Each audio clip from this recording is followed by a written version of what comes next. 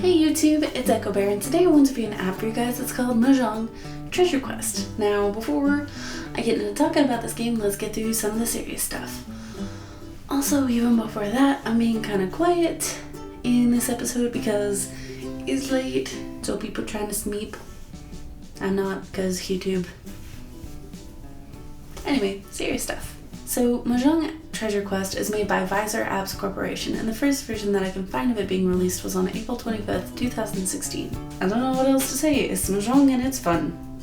Next! No. If you get that reference, A+, and you're probably also my friend.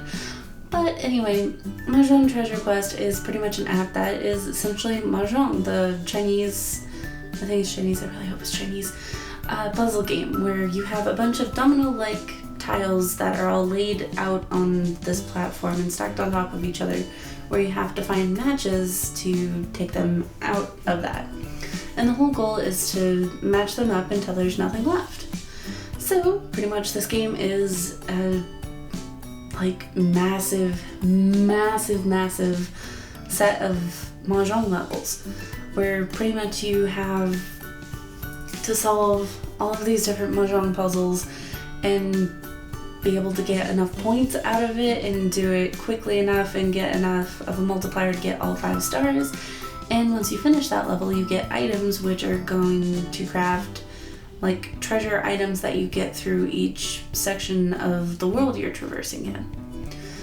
So other than that, there's not a lot else to the gameplay. Pretty much it's a match 2 game with these different tiles. As you go along, it gets harder and harder. They add in new different types of tiles. You can match like different types of plants with, like, a good example in the game is there are plants and there are seasons. You can match summer with winter and bamboo with an orchid. So it kind of twists just the fact that you're looking for things that match. You also want to look for things that are similar that can also be matched. So it adds an extra little level of difficulty in there as you continue along, but other than that, the gameplay is fairly simple. The interesting part comes in is, ironically, with the plot. I know apps usually aren't the main place you look for plot-fueled games, but here you go. Essentially, the entire plot of this game is you're a small girl and her little cat who get captured by this evil sorceress and are forced to play Mahjong to progress through and try to escape back to your home. As you progress through the game, the puzzles get harder. She interrupts you, she taunts you, she captures other cats and hides things all over the place. And honestly, the evil witch is probably my favorite character. Like, your little main character is just this cute, adorable girl and her cute little cat, and that's fun and all, but I like Mama Like Me, the evil witch, because she's cute. And honestly, the designs of the characters are really, really awesome. Like, a lot of times apps will have very similar designs to other apps that are popular. This one has definitely its own style.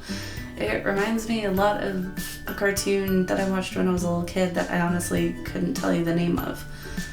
But the evil witch's design is fantastic. She's all angular, she's voice acted in some parts, you get to hear her evil laugh, you get to save cats, you get to see like these little bits of plot going on within it, and it's awesome. And it also has like just enough plot that me in my writing obsessed brain like starts to put a little bit of plot to it. Because it's an evil sorceress who's in control of this whole underground domain, and you're a small child who's been brought into this underground domain and has to make a ton of magical items, I have a sneaking suspicion that maybe she's just training you to become the next evil sorceress. I don't know. But it's kind of fun to think about games like that, and if a player can put in their own little twist on a plot, it's a lot of fun. Overall, aesthetically, the game is gorgeous. It is one of the most beautiful games that I have played to date. It has a lot of just little details here and there as you're going through the game. The tiles look wonderful. The sounds are wonderful. Like, the music that goes along with it is awesome. This is actually one of the few games that I do prefer to play with the sound on. A lot of times with apps, I'll just kind of pop it on and let it go and just kind of whatever, have the sound off and be doing other stuff. This one, I actually like to sit down, just focus on this game and play it as it is.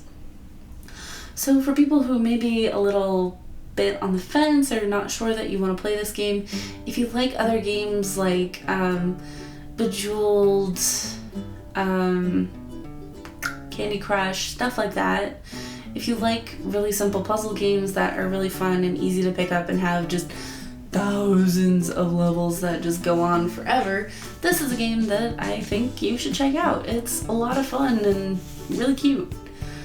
Just, yeah, overall, it's a ridiculously cute game and super simple and fun to play.